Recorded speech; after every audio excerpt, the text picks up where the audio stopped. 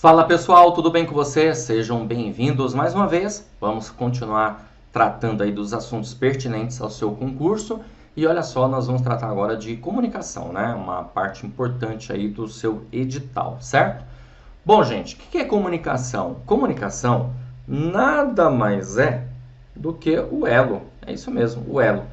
O elo que vai ligar o emissor, aquele que transmite a mensagem, ao receptor, aquele que recebe a mensagem. Podemos entender da seguinte maneira, ó. Aqui eu tenho esse carinha aqui, ó. Eu vou chamar ele de emissor, tá? E vou ter um outro carinha, que é esse aqui. Aparece aí, isso. Apareceu, que é o receptor. Esses dois caras, eles vão interagir. Haverá uma interação entre eles. Por quê? Porque a comunicação, ela é uma via de mão dupla. Ela é uma via de mão dupla. Ok? Beleza? Então, ocorre aí a interação entre as partes. Beleza? Então, sempre haverá interação, tá? Essa interação, ela pode ser menor, maior, mas ela vai existir a interação entre as partes. Porque a interação, ela vai depender muito do quê? Do canal de comunicação. Mas não existe uma comunicação só de um lado. Tem que acontecer por ambos. Inclusive, esse camarada aqui, ó, chamado emissor, ele vai precisar ter uma característica muito importante chamada, tá aqui, ó, comunicabilidade. Certo? Comunicabilidade. Ó, é preciso ter capacidade de se comunicar, de transmitir mensagens. A qualidade depende da comunicabilidade. Eu vou até grifar aqui, ó, marcar texto. Aliás, o emissor necessita ter comunicabilidade. E refere-se à capacidade de se fazer entender. Então, veja, comunicabilidade é a capacidade de se fazer entender. Porém, esse outro camarada, que é o receptor, ele também necessita de uma característica muito importante, chamada percepção. E percepção é a capacidade de entender. Então, só para deixar claro, para você entender o que eu estou passando, tá? Para vocês, ó. Opa, não era isso que eu queria. Vamos lá. Ó, então esse carinha aqui precisa ter comunicabilidade. E esse cara precisa ter percepção. Cuidado, hein? Comunicabilidade não é o mesmo de ser comunicativo. Como assim? Eu posso ser comunicativo e de repente não ter comunicabilidade. Eu posso querer falar pra caramba, falar pelos cotovelos, inclusive, mas sem ter comunicabilidade ideal e adequada, certo? Agora, comunicabilidade é mais importante, porque muitas pessoas falam assim, eu não vou fazer tal tipo de serviço, tal tipo de trabalho, porque eu não sou comunicativo. Volto a repetir, você não precisa ser comunicativo, você precisa ter comunicabilidade. Você repassar uma informação e os outros, as partes, entenderem com tranquilidade. Ok? Beleza? Ficou claro isso para você? Então tá bom. Bom, que mais? A interação é a chave do negócio na área de comunicação, pois há uma troca de informações entre as partes, conforme havia dito para vocês. Ok, beleza? Então, legal. Tipos de comunicação. Vamos lá ver isso aqui. A comunicação institucional, deixa eu só trocar de cor, procura repassar para os atores a missão, a visão e os valores. Implica formar a imagem da instituição. Então, vamos lá, entendendo isso aqui. Atores nós podemos entender como as partes interessadas. Nossa, horrível minha letra, né? Dá para entender aí? Garranchão aí. Olha lá, o ruído na comunicação, tá? Missão é a razão de ser da organização. Visão é o que a organização pretende ser, alcançar, estar. E valores são princípios norteadores, certo? Então, a organização ela quer formar uma imagem, para isso ela vai se comunicar. Então, imagina, por exemplo, você trabalha no atendimento, no telefone, então você vai precisar se comunicar com as pessoas, inclusive. Atores pode ser entendido também como partes interessadas, conforme havia dito, e fique atento, porque na prova pode cair também como essa palavrinha bonita pra caramba. Deixa eu grifar ela aqui, ó, marcar texto. Como stakeholders, ou seja, partes interessadas. Então, pode cair como atores, partes interessadas, stakeholders. Pode ser chamado, inclusive, de clientes, porque hoje o conceito de cliente é bastante amplo, certo?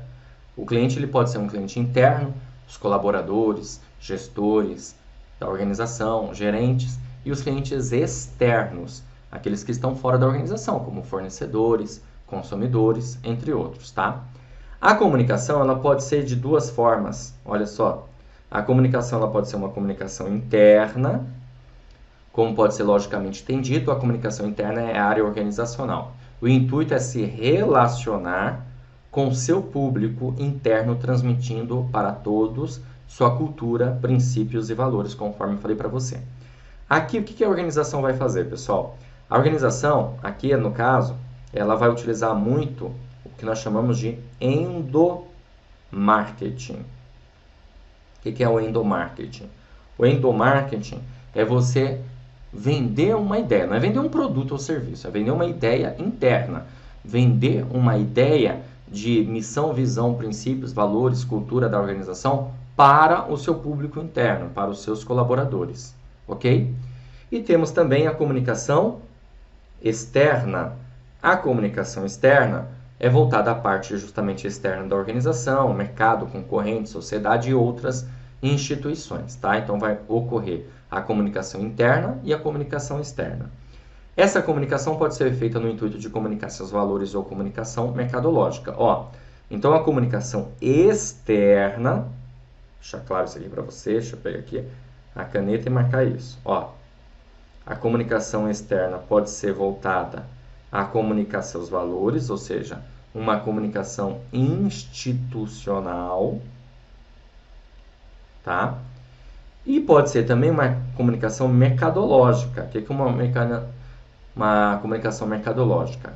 Ela é uma ação de marketing de vendas, certo? Então, fique esperto com isso, né? Então, a comunicação externa, ela pode ser institucional, ela pode ser mercadológica. Institucional é repassar os valores da organização, missão e visão, certo? Mercadológica é uma ação de marketing de vendas. Beleza, vamos continuar. A comunicação, ela pode ser intuitiva, quando se consegue compreender e interpretar as ideias transmitidas por sinais, olhares, gestos e de acordo com o nível de experiência e conhecimento com determinada situação. Olha que interessante, né? Você não precisa, a gente não se comunica somente com as pessoas por meio da fala. Nós nos comunicamos por meio de sinais, olhares, gestos. Então, é uma comunicação que nós chamamos de comunicação intuitiva. Temos também a comunicação auditiva, que é a compreensão e interpretação por meio do som. Você viu que eu dei a ênfase na palavra. Isso demonstra para você o quê? Que essa palavra tem uma importância maior, não é assim? Uma comunicação sensitiva é ter uma percepção mais aguçada do que ocorre ao redor no processo de comunicação. Então, você está, na verdade, visando tudo que ocorre ali ao seu redor. Uma comunicação sinestésica é uma forma de comunicação mais com o tato, de perceber fatos e coisas por meio de sentir, tocar, cheirar, entre outros. E uma comunicação visual necessita de imagens, pois guarda informações por memórias fotográficas. Ok, beleza? Então, maravilha. Continuando. Temos aqui os elementos da comunicação, pessoal. Temos aí o elemento chamado emissor. O emissor é aquele que transmite a mensagem, evidentemente. Temos o receptor, é aquele que recebe a mensagem. A mensagem, que é a ideia, né? A mensagem em si, a informação. O canal, que é o veículo de comunicação. Qual veículo aquela mensagem ela será transmitida? A codificação, que é o código, né? A informação ela vai por meio de um código. A decodificação, que é a tradução do código. O feedback, que é o retorno. E o ruído, que é qualquer coisa que atrapalha no processo de comunicação. Ok?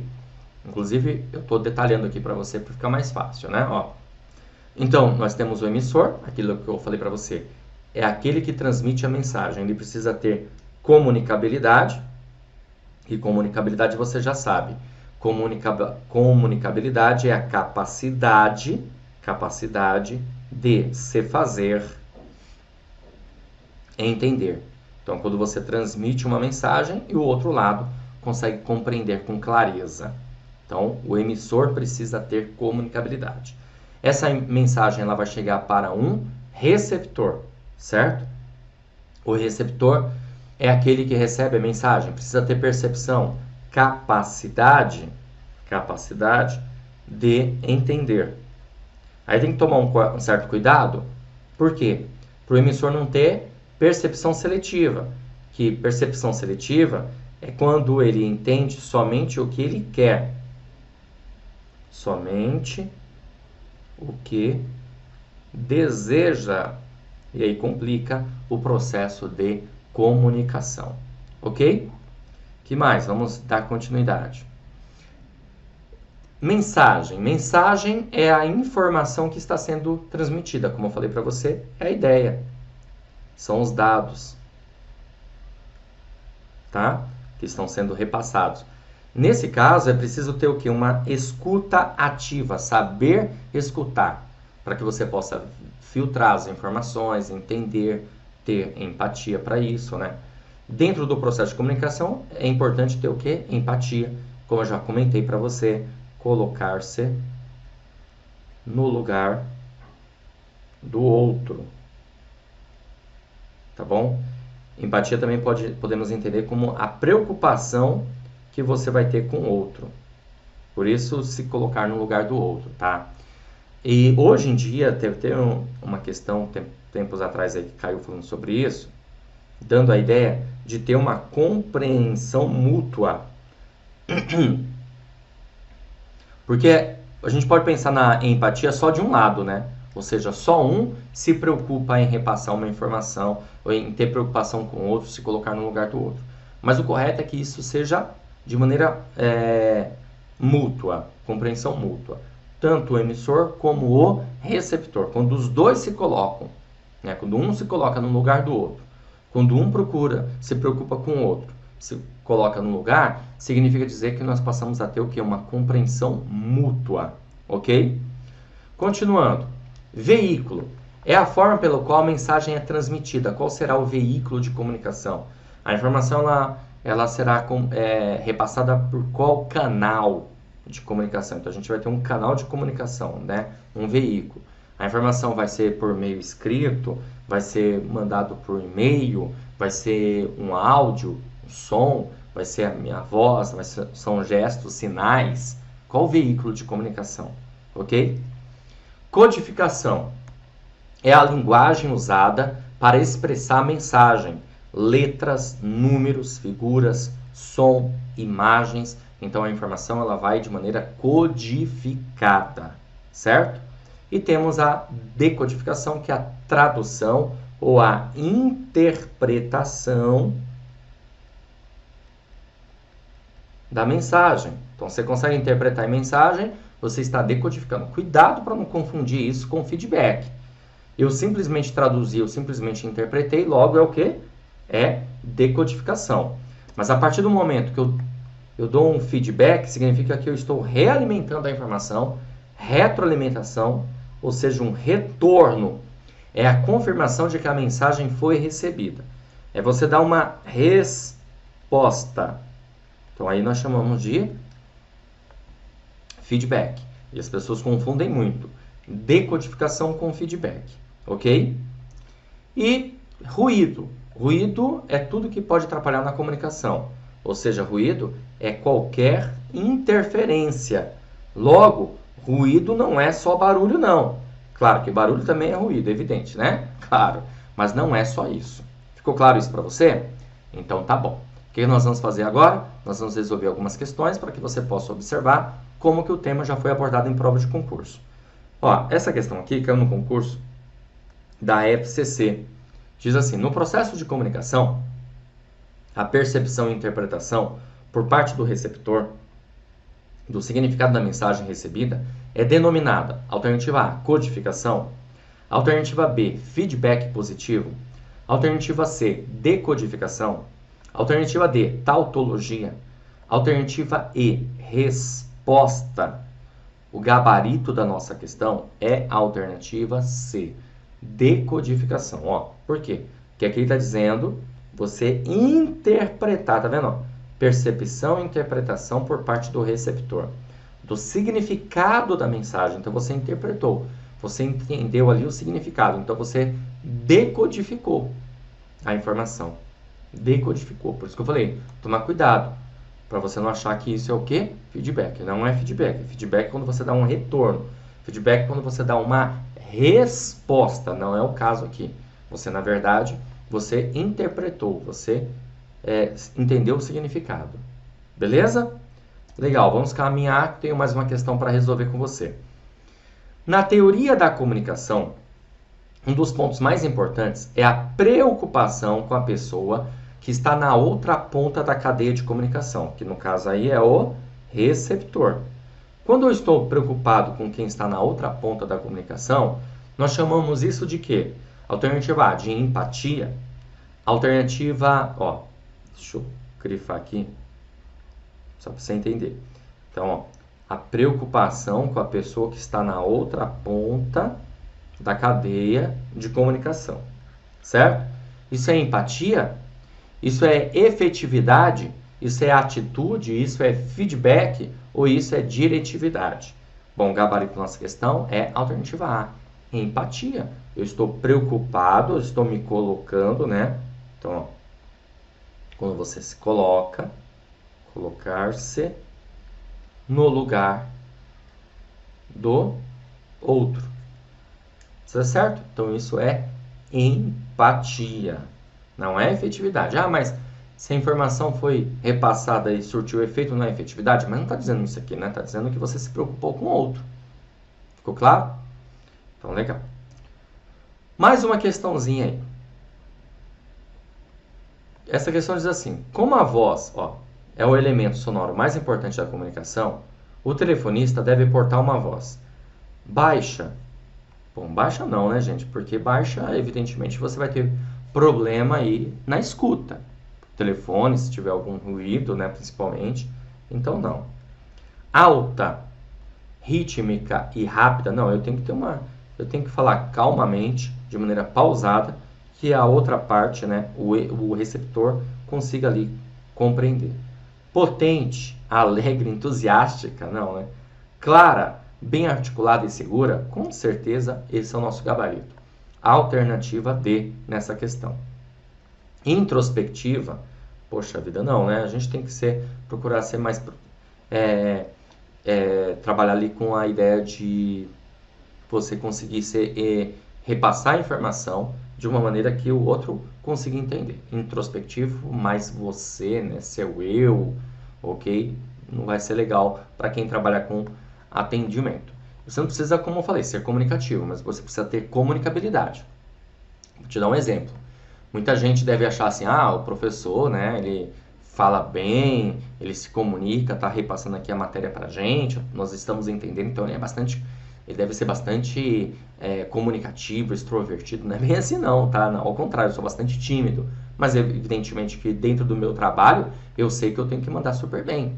Senão isso vai ocasionar um problema, ok? Então, tem que portar uma voz clara, bem articulada e segura. É isso que nós esperamos. Vamos lá para mais uma questão, agora uma questão de 2017. Câmara de Porto Ferreira, para assessor de imprensa. A questão diz assim: estudiosos dos processos de comunicação como Kanch e Bueno são de opinião que a comunicação, tem uma lacuna aqui, né, que tem que ser preenchida, tem como objetivo principal a interação entre a organização e seus stakeholders. Legal aqui, a questão de 2017, tratando aqui de stakeholders, né? Partes interessadas. Certo? Vamos lá. Mas não deve se restringir à comunicação descendente. Não deve se restringir à comunicação descendente. A comunicação descendente, gente, eu não passei isso aqui para você ainda, mas é uma comunicação de cima para baixo. É uma comunicação de cima para baixo. Então, seria assim, de chefia para subordinado. Tá? devendo valer-se inclusive de ferramentas de endomarketing. Gente, se ele está falando de endomarketing, endomarketing tem a ver com o quê? Com comunicação interna. Isso eu comentei para vocês. Comunicação interna. Tá vendo como que é importante a gente ler o enunciado da questão, uma questão mega recente, trazendo aqui conceitos legais, interessantes, né? Então, descendente de chefia para subordinado, e está falando de endomarketing, comunicação interna, gente. Dá para matar a questão já. Ó. O termo que completa corretamente essa afirmação é alternativa A, interna, B, institucional, C, mercadológica, D, administrativa ou E, integrada. Bom, ele está falando assim, ó, são de opinião que a comunicação tem como objetivo principal a interação entre a organização e seus stakeholders. Como ele está falando aqui que está utilizando a ferramenta de endomarketing e não se deve restringir a comunicação descendente, o que ele está querendo dizer? Ele está dizendo assim, ó, que a gente pode utilizar uma comunicação circular entre todos, que a gente pode utilizar uma comunicação transversal entre diferentes níveis e departamentos. Quando eu falar sobre isso, você vai entender até melhor. Mas aqui ele deixa claro para a gente que vai, inclusive, utilizar endomarketing. Se ele vai utilizar endomarketing, que é a comunicação interna, aqui encaixa o quê? Justamente o quê? A comunicação interna. Alternativa A. Beleza? Tudo bem? Então é isso aí, galera. Vou ficando por aqui. Espero ter te ajudado. Mas eu volto para a gente dar continuidade aos temas importantes e relevantes à comunicação. Nós concluímos a etapa dessa aula, mas não a matéria inteira, evidentemente. Tá bom? Bom estudo para vocês.